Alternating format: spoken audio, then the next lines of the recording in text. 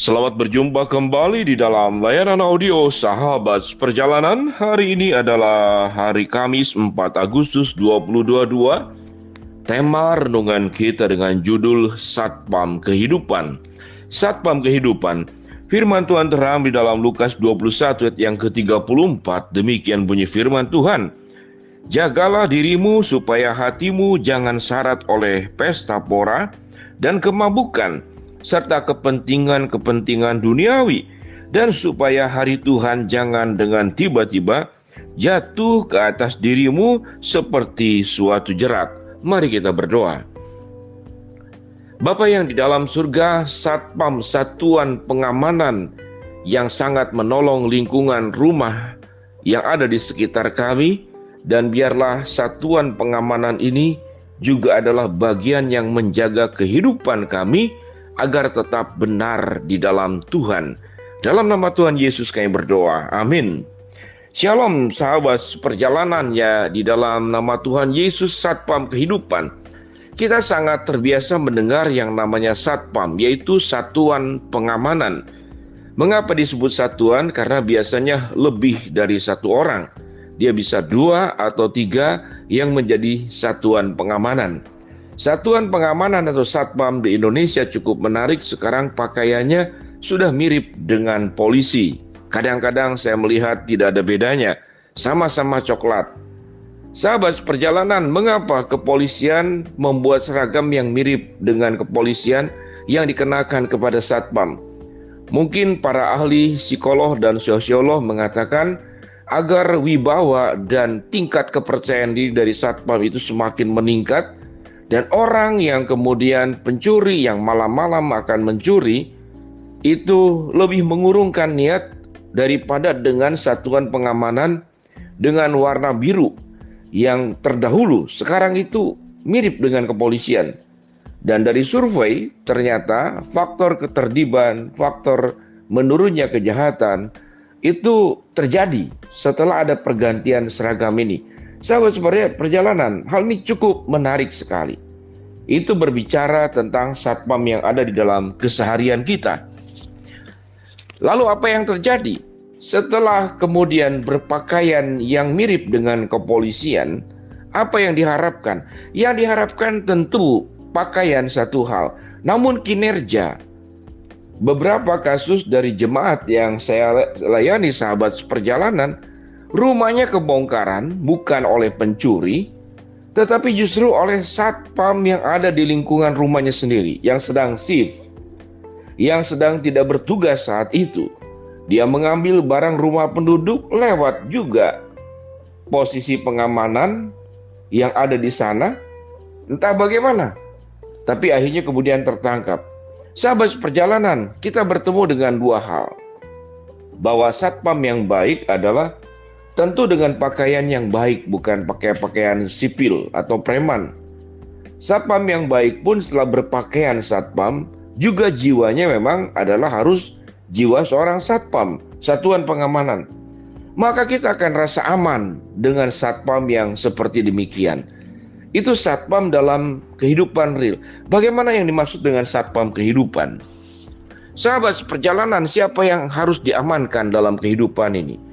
Kalau kita baca dalam Lukas 21:34, siapa yang perlu dijaga? Yang perlu dijaga adalah hidup kita sendiri, hidup sahabat perjalanan sendiri. Jangan sampai ada pihak-pihak lain yang akan merusak lingkungan hidupmu, yang akan merusak hatimu, yang akan merusak pikiranmu, yang akan merusak motivasimu, yang akan merusak jalan ke depan dalam kehidupanmu. Mengamankan lingkungan rumah oleh Satpam tidak mudah, tapi mengamankan lingkungan kehidupanmu, pikiranmu, perasaanmu, mulutmu, tanganmu, kakimu, hatimu, itu adalah bagian daripada tanggung jawab sahabat seperjalanan pribadi. Engkau harus menjadi Satpam buat dirimu sendiri. Engkau harus mengamankan pikiranmu dari pikiran yang kotor. Engkau harus mengamankan dirimu sendiri dari perasaan-perasaan yang negatif. Engkau harus mengamankan tingkah lakumu, tangan kakimu, jalan ke depan yang akan engkau tempuh, jangan sampai mengambil langkah-langkah dan jalan-jalan yang keliru. Sehingga firman Tuhan dalam Lukas 21 ayat yang 34, apa yang dikatakan di sini? Jagalah dirimu supaya hatimu jangan syarat oleh pesta pora. Ini tugas dirimu sebagai satpam buat hidupmu. Jaga hidupmu supaya engkau jangan syarat dengan pesta pora. Jaga hidupmu, firman Tuhan katakan, jangan syarat dengan kemabukan. Jaga dirimu sesuai dengan firman Tuhan Lukas 21:34, supaya engkau terhindar dari kepentingan duniawi. Supaya jangan sampai tiba-tiba jatuh ke atasmu hari Tuhan seperti suatu jerat. Ini yang firman Tuhan katakan. Jangan sampai datang hari Tuhan yang menimpamu seperti suatu jerat.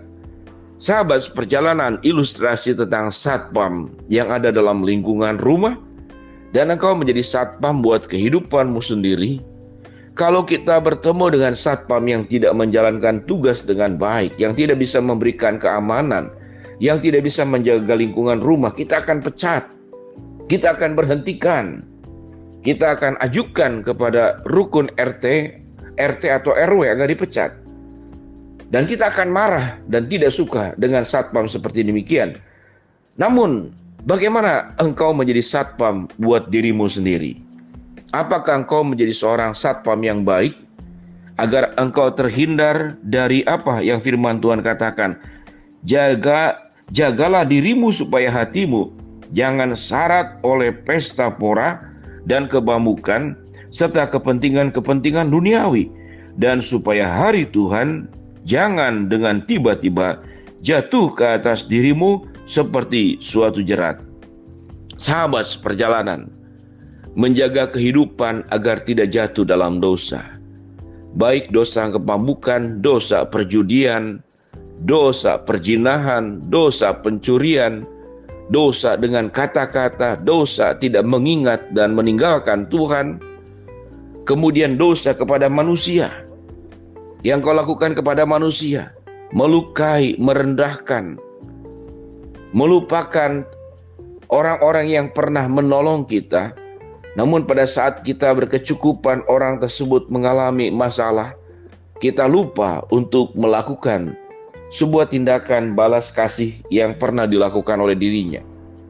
Kita begitu pandai mengurus diri sendiri, memikirkan diri sendiri, namun tatkala orang tua kita yang sudah tua, dia membutuhkan bantuan kita, kita menganggap diri kita tidak ada waktu untuk mengurusnya.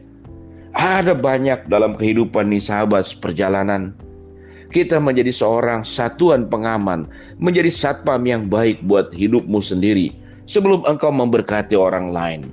Mari sahabat seperjalanan, kita peduli kepada satpam lingkungan rumah, namun engkau harus peduli, engkau harus menjadi satpam kehidupan dirimu sendiri, agar hidupmu berjalan sesuai dengan apa yang Tuhan kehendaki.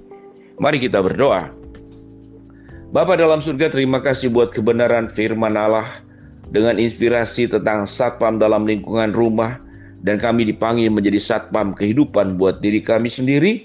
Dengan pertolongan Tuhan kami bisa menjaga kehidupan kami dalam kehidupan yang baik. Hamba-Mu berdoa buat sahabat seperjalanan yang sakit, Tuhan jamah sembuhkan. Sahabat seperjalanan yang sedang menghadapi masalah, Tuhan bukakan jalan. Sahabat seperjalanan yang sedang memohon berharap sesuatu, Tuhan kabulkan dengan cara dan waktunya. Tuhan, dalam nama Tuhan Yesus kami berdoa. Amin. Shalom sahabat seperjalanan, selamat menjadi satpam buat kehidupan dirimu sendiri, atas pikiranmu, perkataanmu, perasaanmu, motivasimu, dan seluruh aspek hidupmu tetap dalam keadaan aman. Shalom, Tuhan memberkati. Amin.